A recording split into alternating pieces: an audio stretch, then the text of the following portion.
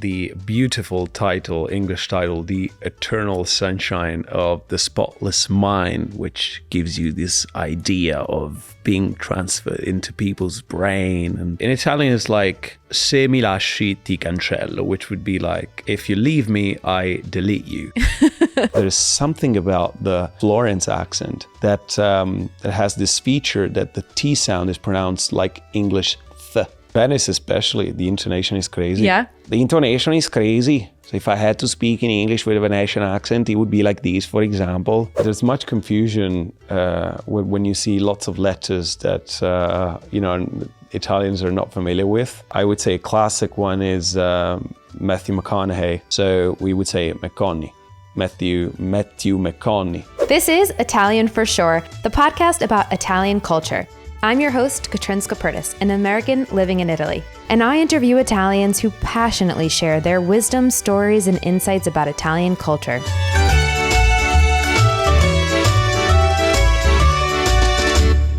Welcome to Italian for Sure, Samuele. Thank you very much, Catrin.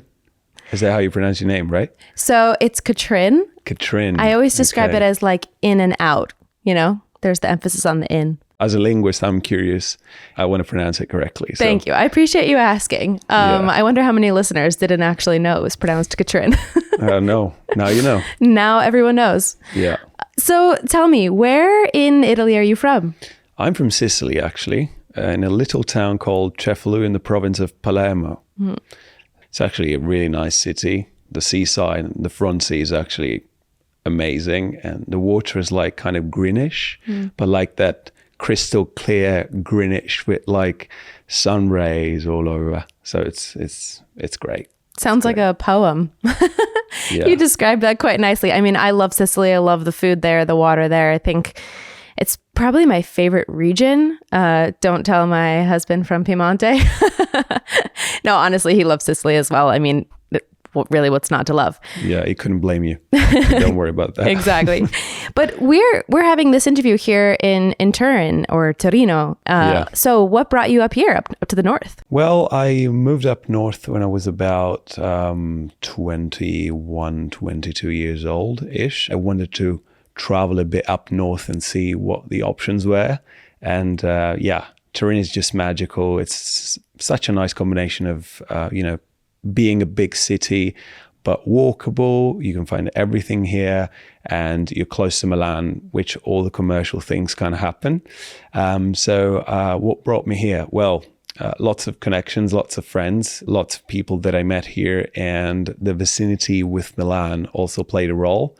So I can go back and forth, record podcasts like I'm doing now, and run some errands over there. But, living here, up on the hills, with the cat and the green, that's great. Yeah, Turin is so nice. It's a conversation I've had a lot with my husband. He's from here, he's from Turin. So why we chose Milan versus Turin.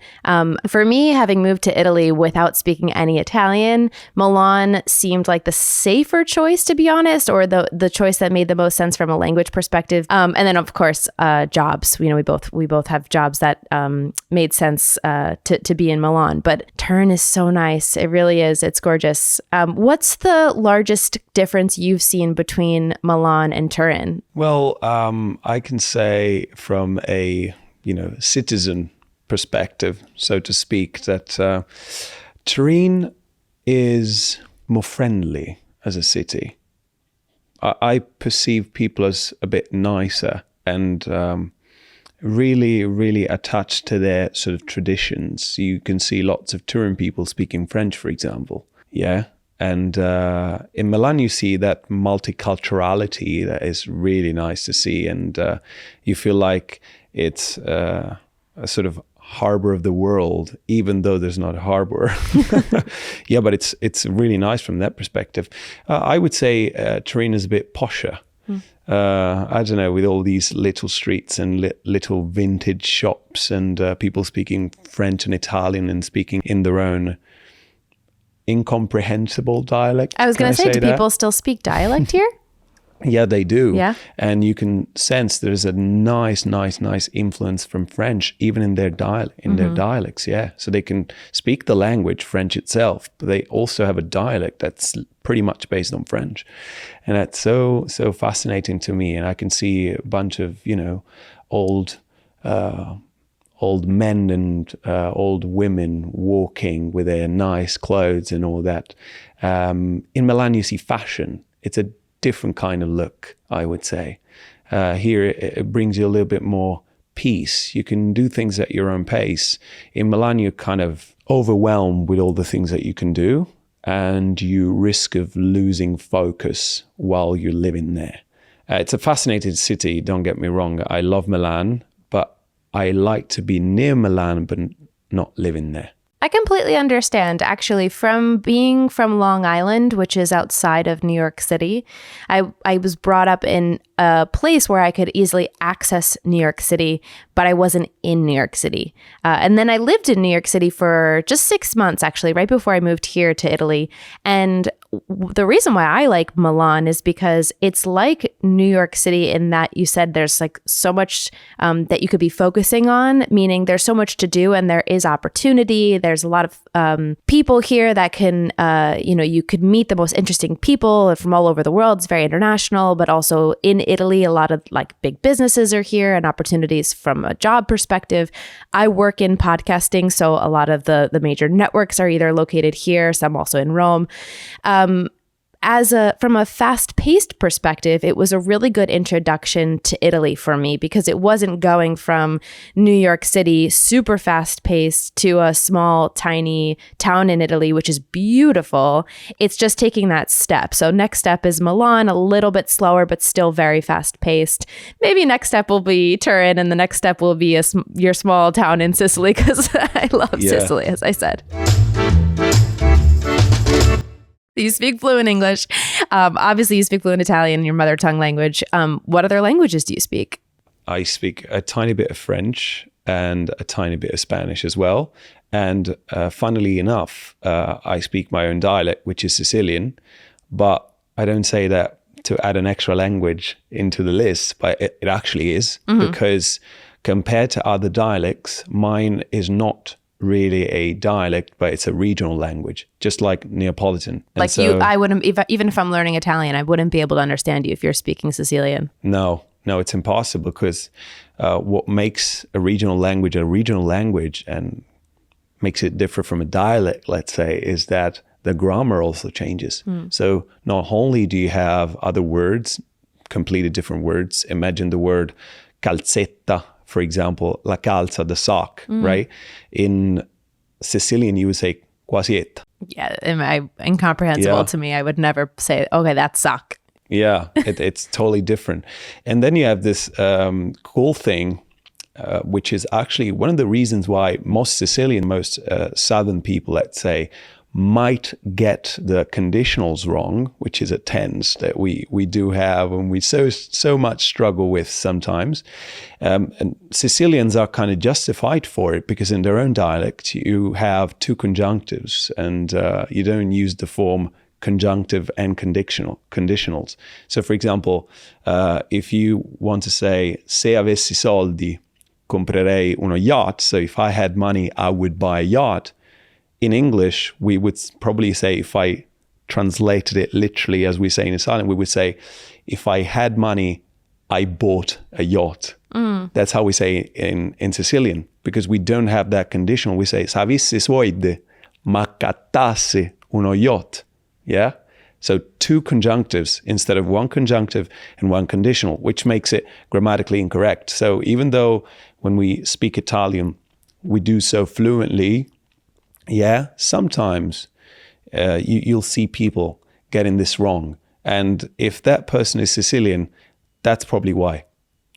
Very interesting. Yeah, it is. And you teach English to Italians. So what is your perspective on English speaking in Italy? Well, it really depends on where you are and what level of language we're talking. I would say that overall in Italy, there's an increasing number of people that are now starting to speak the language, and it's kind of becoming like the norm.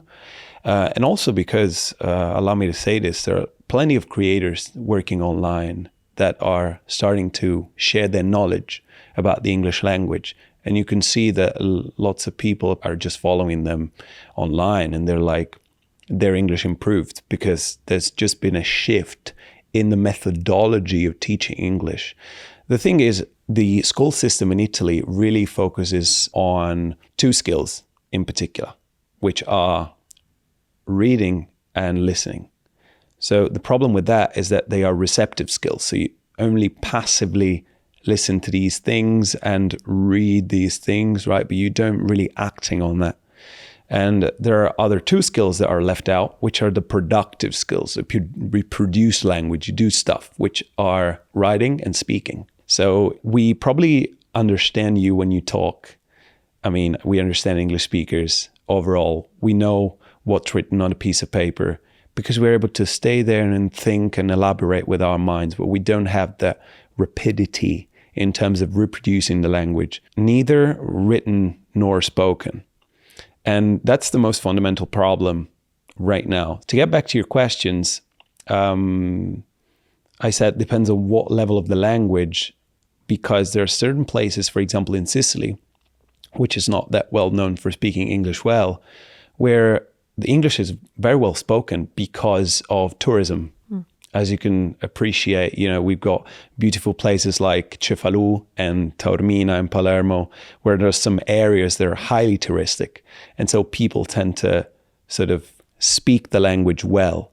But at all levels, I mean, all people speaking English fluently, I wouldn't say that's the case. If you jump to Milan, for example, that's a more international city and people are more and more used to, speak the language on a daily basis. Here in Turin, again, they're more leaning towards French as opposed to English, I would say, on top of my head. But as I said at the beginning, English is kind of becoming the new second language, as the norm, because things are also changing in the way that English is taught in Italy.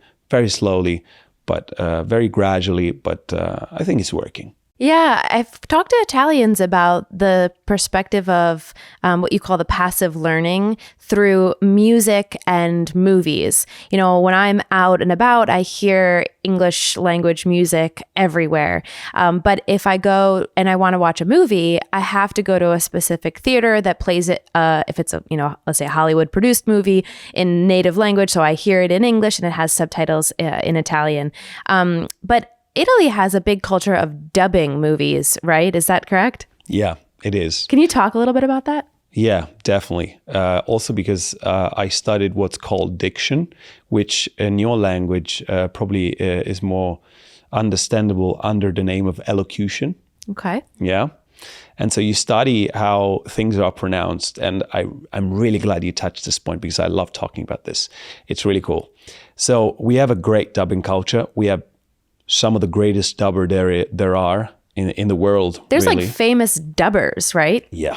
And then that's, I didn't really, I can't say I didn't know. It's just something I didn't think about before moving to Italy, that, dubbing in itself is an art. Yeah, it is, because you're considered an actor, especially those dubbers that, for example, dub important American actors, let's say, or British actors or wherever actors you're from.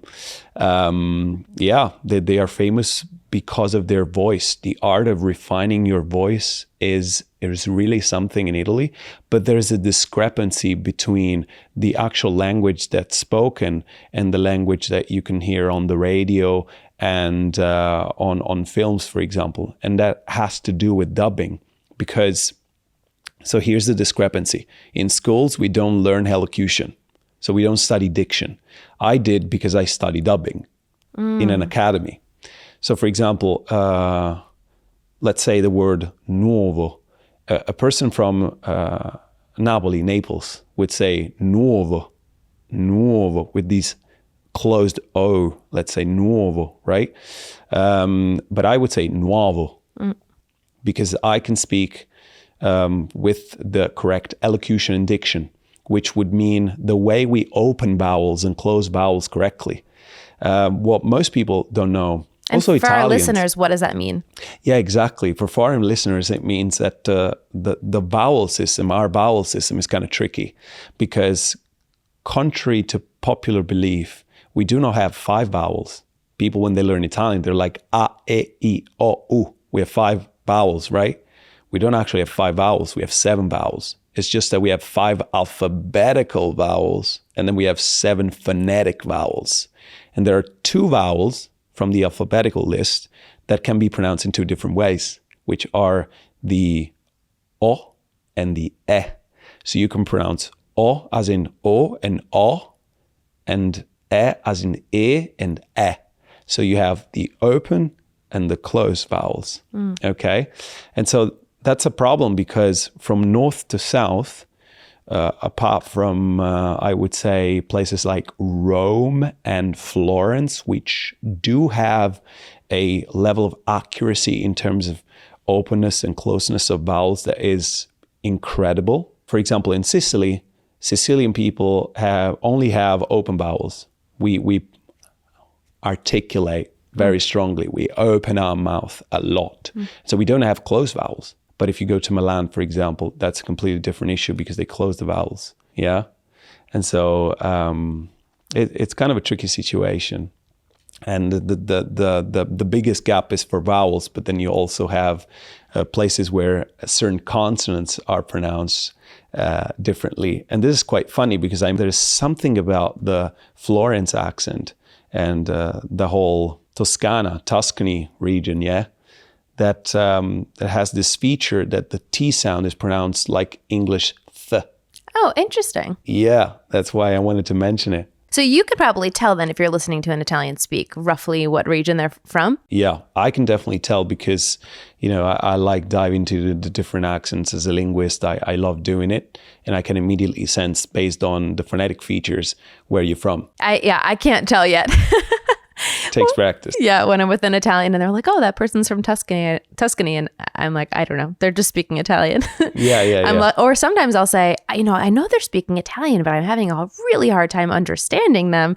And then someone will give me a break and say, "Oh, it's because they're from somewhere." That for me, I'm learning from someone from Turin, so from the Piedmont region, and I'm living in Milan, so from the Lombardy region. So those accents are really what I'm hearing and I'm studying the most. My first ever Italian teacher was from Venice. Wow. And the people were like, "Oh, are you getting her accent?" And I was like, "I'm just learning Italian. I don't know. Yeah, I don't pick up on accents just yet."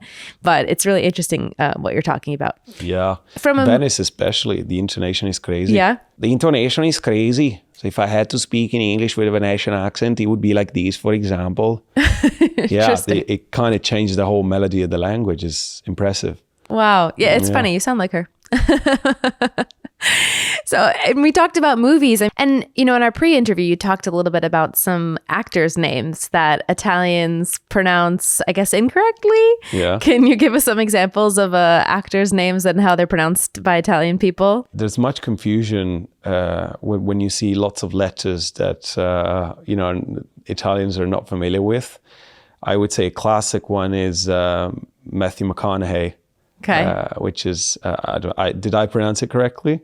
To my knowledge, yes. Okay, I'm not an expert. I don't know him personally, but it's how I pronounce it. We're not used to aspirate that H, right? So there's a bunch of H in Matthew McConaughey.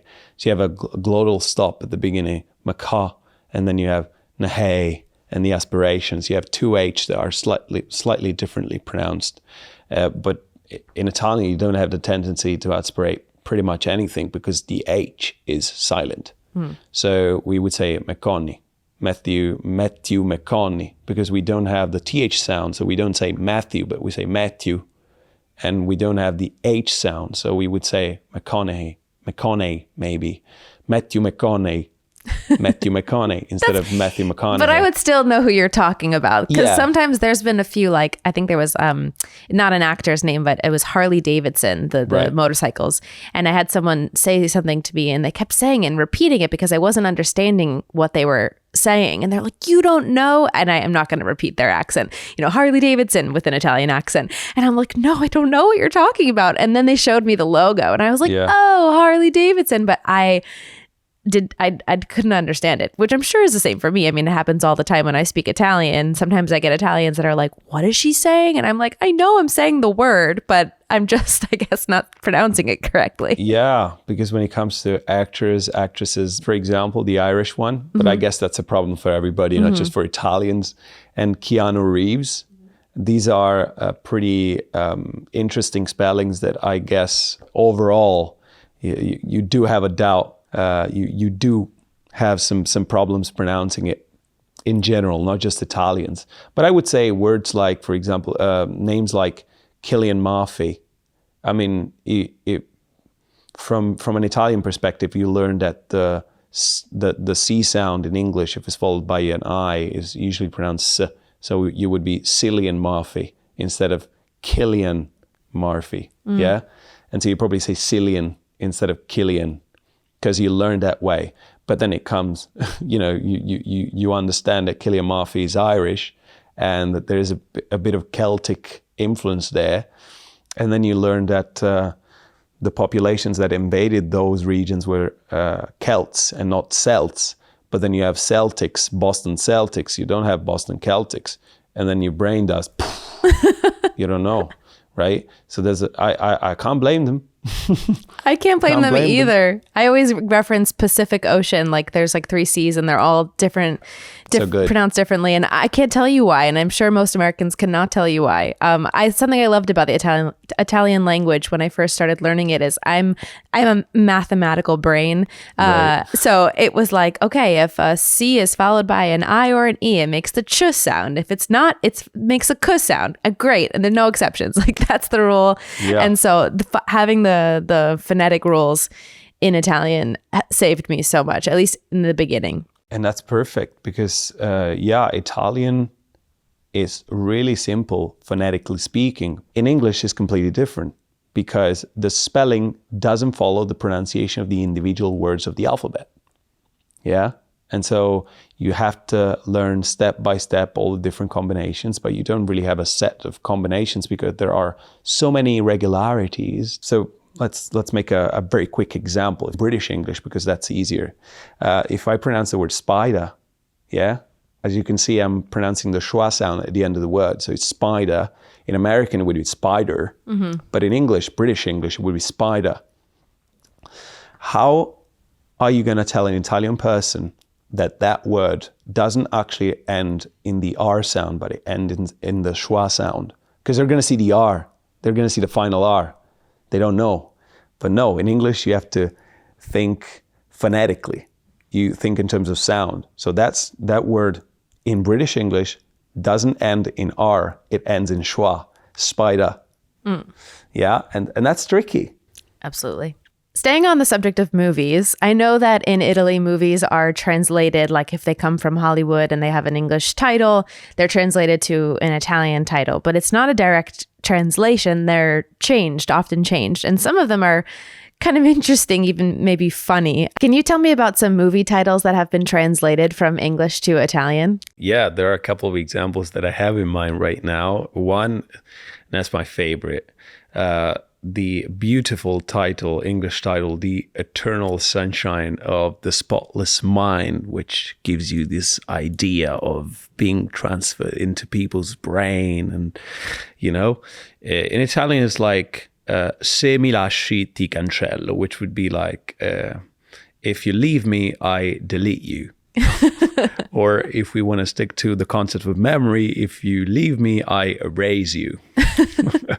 Yeah. Much different. It doesn't make any sense. It diminished the meaning of the overall thing. But there are actually other translations that are works of art, in my opinion. So, for example, the movie title Hangover, The Hangover, which is kind of silly because the film in itself is kind of silly. You have 3 or 4 people, I can't remember at the moment, living a hangover, right? And the effects of the hangover. And the translation in Italian is notte da leone, una notte da leoni. So one night as a lion, okay? And that's kind of funny because first of all, why lions? Like, what do animals have to do about this? Well, when you're a really active person and you're really putting the effort in whatever you're doing, you can be called a lion in a very positive way. But that's the same when you party hard, right? When you're partying, it's like you're a lion, you're partying like a lion, you're dancing like crazy and everything. And there's this a famous saying that beautifully connects with the movie title, and I think translator thought about it, is notte da leoni, giorno da coglioni. It's a bit vulgar. It kind of means lions at night, morons or idiots at day. Yeah, but it's not said to be offensive. It kind of means like you're disoriented, like when you're when you drank a lot and you're hungover, you kind of disorient, you can't start your day right, and so you're all up in the air, let's say. Yeah, that's literally what the meaning wants to convey, and I think that that was done beautifully. And also another one which completely changes the overall idea of what the film could be about is Jaws in English, which in Italian is lo squalo, the shark. So just because there's a shark in there. I'm thinking of like a cute little shark from Nemo. Yeah, exactly. No, they just come up with it straight to your face, the shark. Okay, so that changes completely.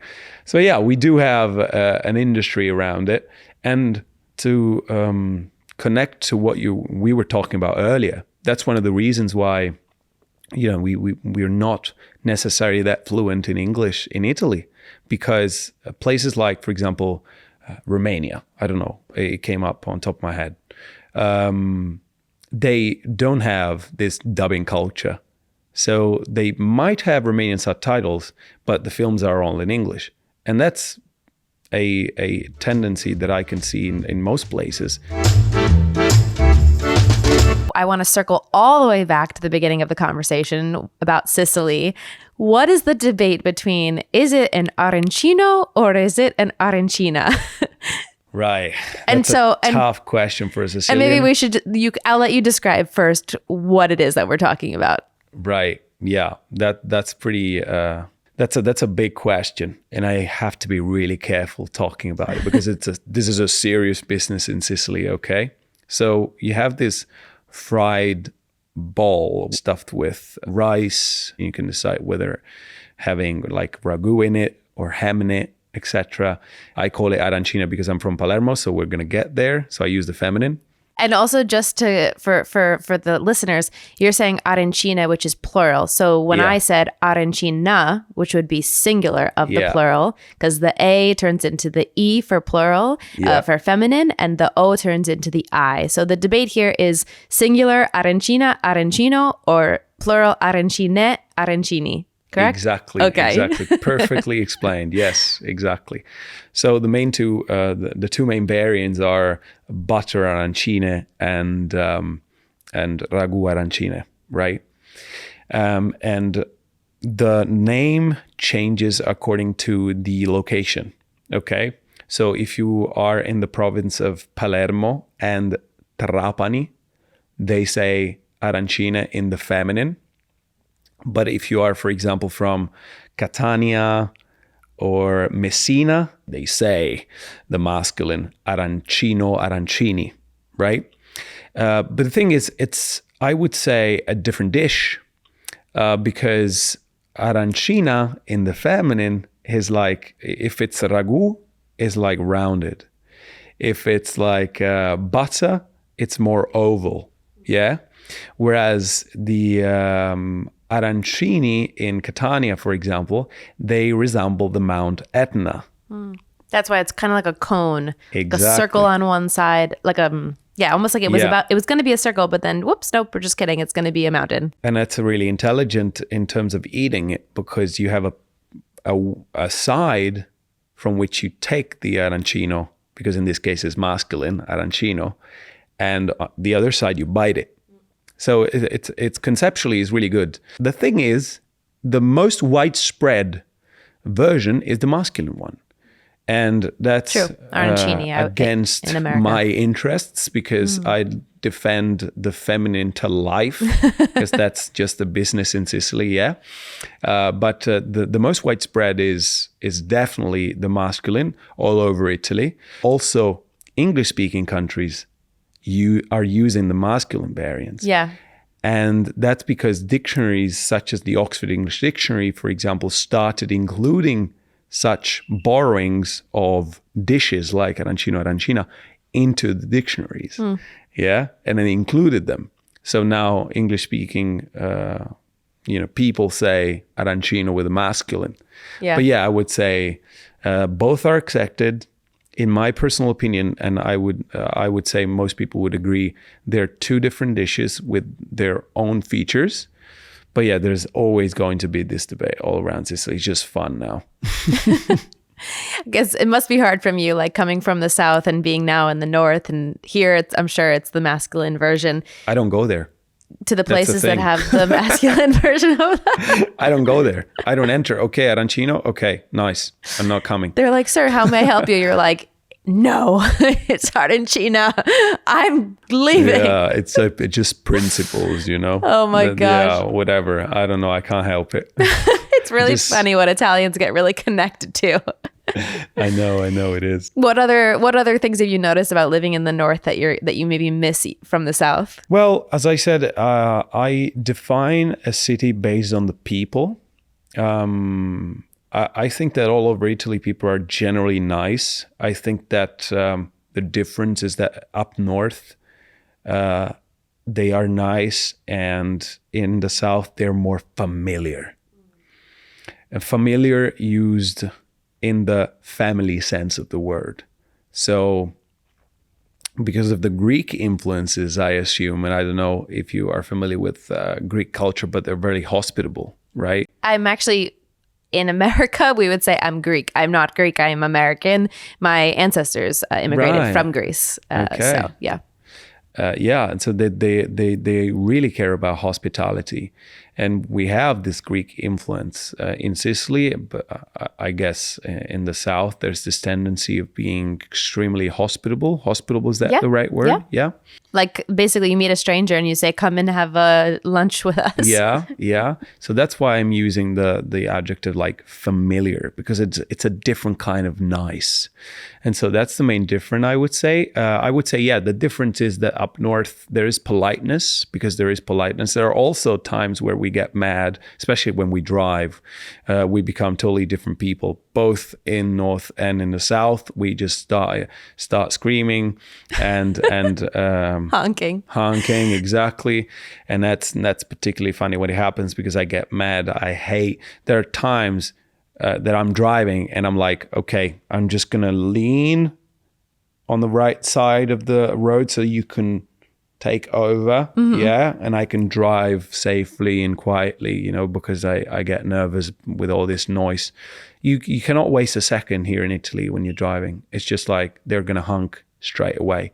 If you don't press the accelerator right after the traffic lights turn green, you are screwed. Like, you need to do exactly that. Immediately honking, immediately. So yeah, I would say this is but that's, you said, in both the south and both the north. ends. Also, and that's a really interesting thing to say, and that's related to Sicily especially. We don't have high-speed trains. I don't know if you were aware of that. No. So how south of Italy do high-speed trains go? Because I can take one from here to, say, Rome. Yeah, but you can't take one from here to Palermo, because you're then going to stop in probably Calabria. Yeah. And then you have the ferry. Right. But then you're going to jump into a regional train. You don't have high-speed trains, because Sicily, it's so intricate in terms of like morphology that you can't really build those great motorways and highways, and nor can you build trucks for trains, because the morphology of the island is so weird. And so, first of all, I don't know if you know this, but Sicily is the biggest region in Italy. It's not the most populated, but it's the biggest. The second is Lombardy.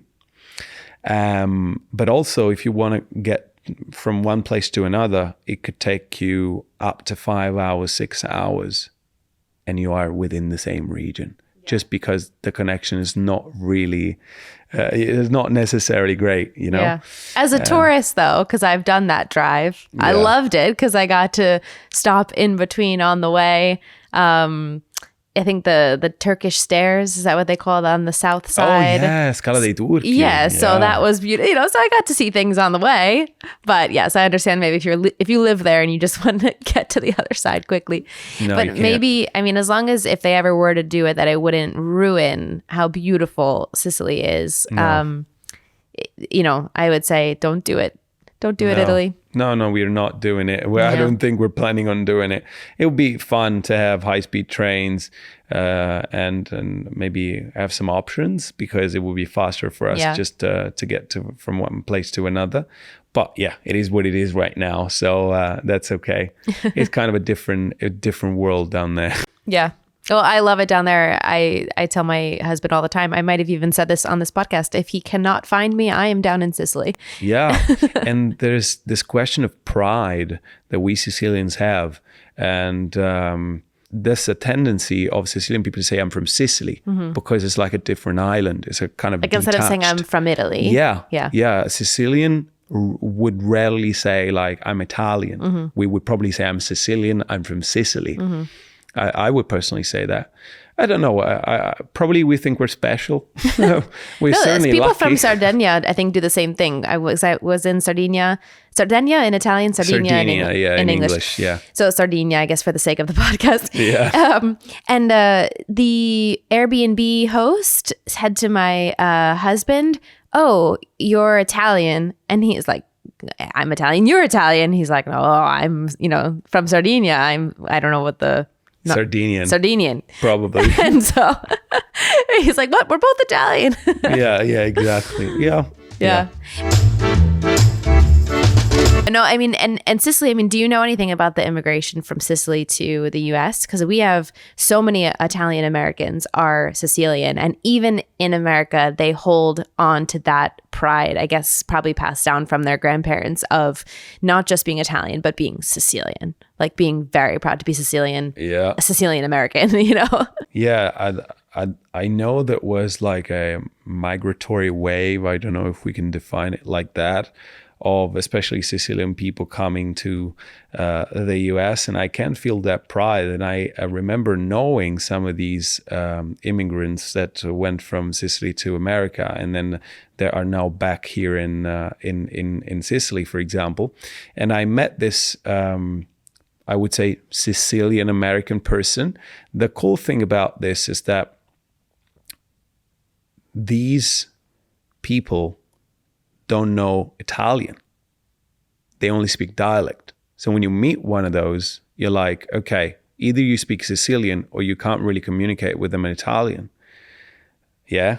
And that's what fascinated me when I met one of them. You know, he was speaking with this Sicilian influenced American accent, which is really peculiar. You know, what are you doing?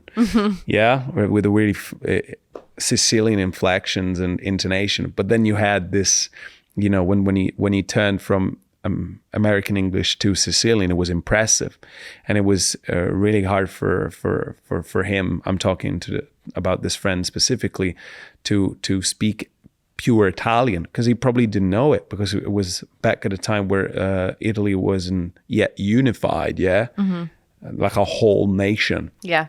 You had the two Sicilian reigns. I don't know if you're familiar with that, but back in the days, you had il regno delle due Sicilie. You had the two Sicilies reigns. I was quite fascinating. Yeah. Very interesting. So, Samuele, it's been lovely having you on Italian for sure. Is there anything else that you would like to tell our audience today? Yeah, I invite all the listeners to come to Italy and come to Sicily and experience what we're talking about. I'm sure they're going to be really interested in that. Absolutely. Everyone should come to Italy. And where can people find you? Like on Instagram?